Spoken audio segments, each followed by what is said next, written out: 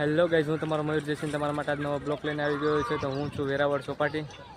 તો તમને હું આગળના વિડીયોમાં બધીમાં બતાડી કે ચોપાટી કઈ રીતના કેવી છે. તો અત્યારે હું તમને અહીંનો નજારો દેખાડું કે કેવો છે. આ જોઈ લ્યો, બહુ મસ્ત જગ્યા છે. તમે વેરાવળ બાજુ આવો તો વેરાવળ ચોપાટી આવવાનું ભૂલતા નહીં કોઈ પણ. આવો તો ને મસ્ત જગ્યા છે.